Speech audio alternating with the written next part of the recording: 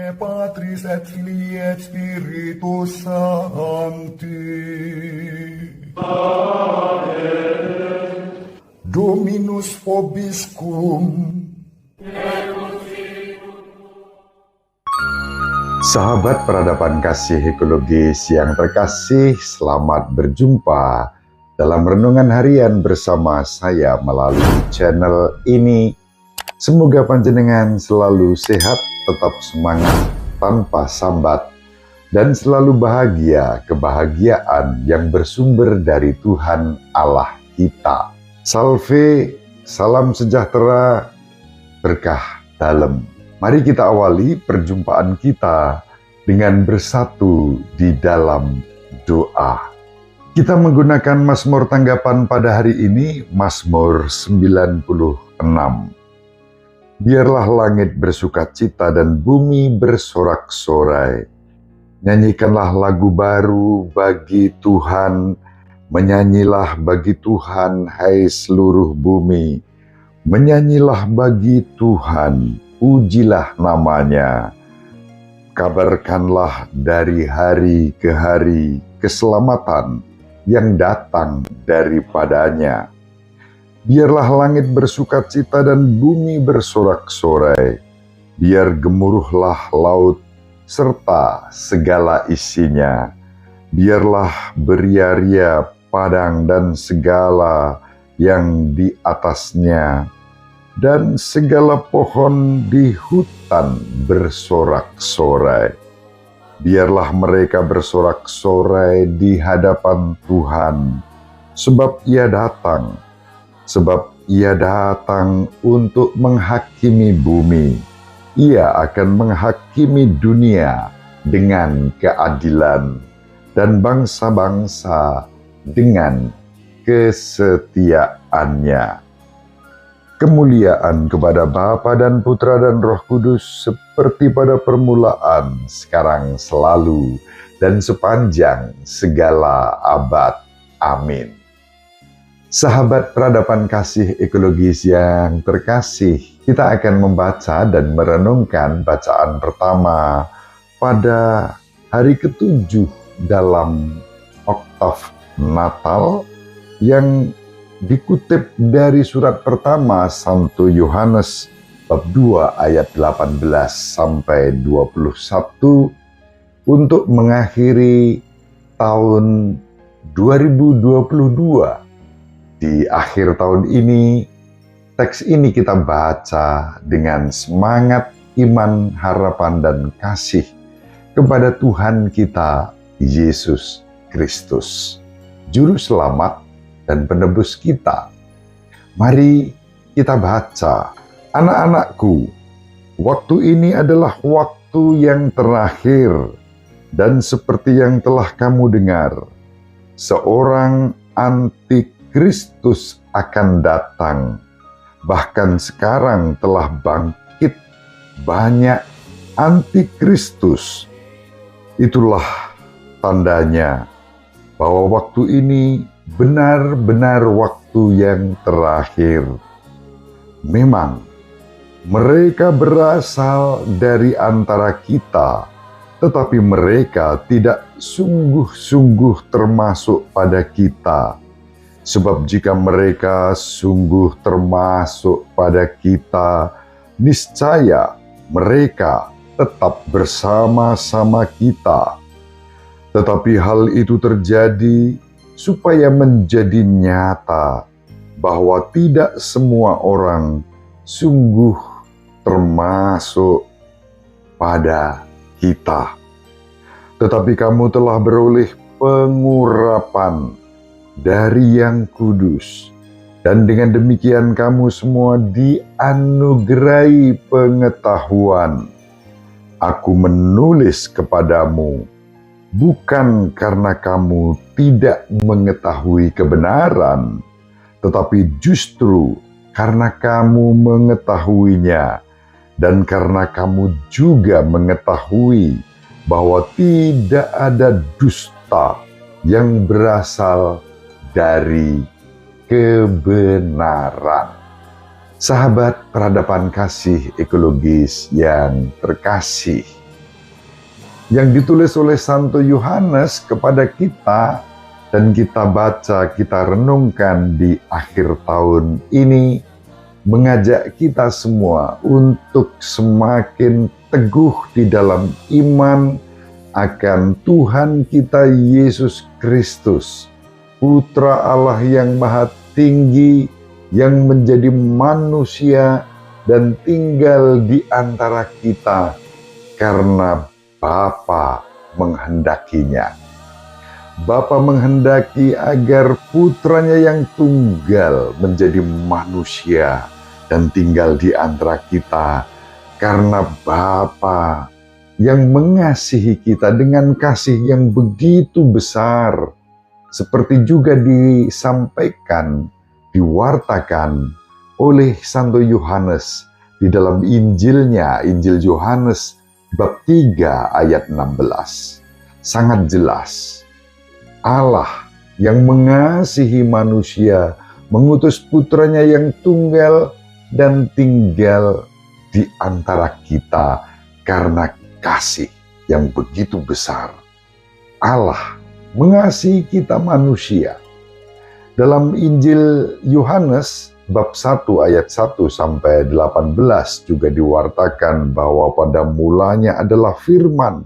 Firman itu menjadi manusia dan tinggal di antara kita. Dan sang firman tidak lain adalah Putra Allah yang tunggal, yang menjadi manusia dalam diri Yesus Kristus Tuhan kita. Inilah rahasia paling agung iman kita. Tidak mudah memahami, mengetahui kebenaran ini, dan karena itulah dikatakan di dalam surat pertama Santo Yohanes yang kita baca pada hari ini, akan datang, bahkan telah datang di antara kita antikristus. Siapakah antikristus? Mereka adalah orang-orang yang menolak Yesus sebagai Kristus. Mereka yang tidak mengimani bahwa Yesus adalah Tuhan kita, Sang Mesias, yang telah wafat dan bangkit untuk menebus dosa-dosa kita. Dengan menolak Yesus sebagai Kristus, Putra Allah yang Maha Tinggi, mereka juga tidak mengimani rahasia iman yang sangat indah. Tritunggal Maha Kudus, Bapa, Putra, dan Roh Kudus.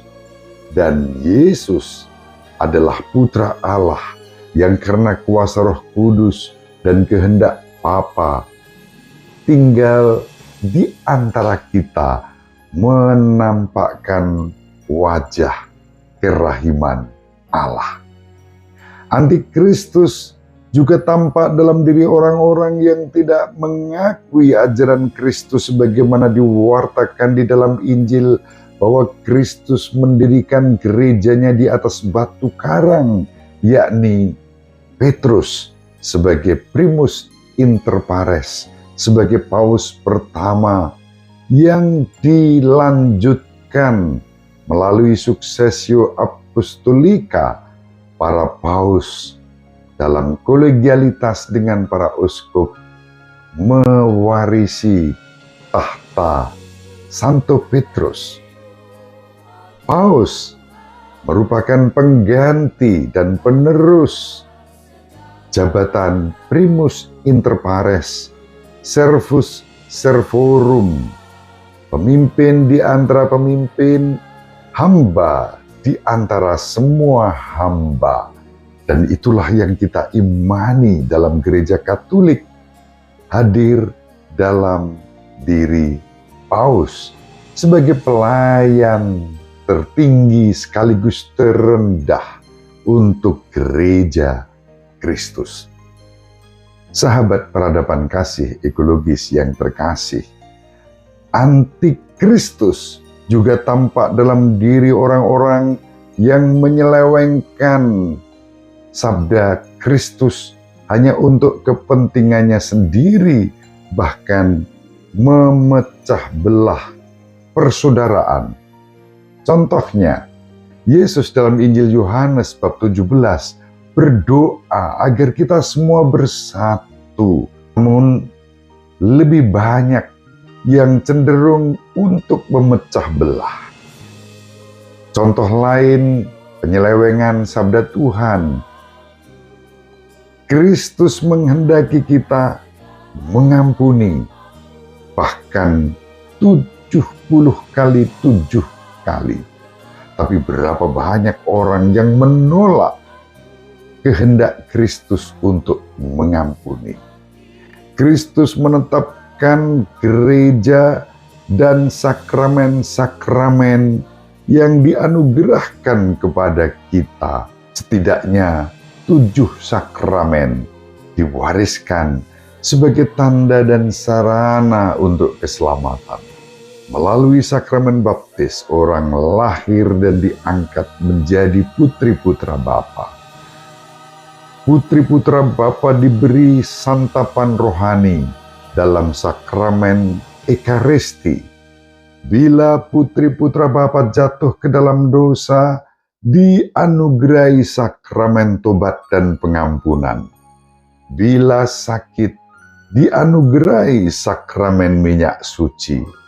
Agar tumbuh dewasa dalam iman, harapan, dan cinta, dan diutus untuk mewartakan Kristus dan bersaksi tentang kebenaran Kristus, maka dianugerailah sakramen penguatan atau sakramen krisma.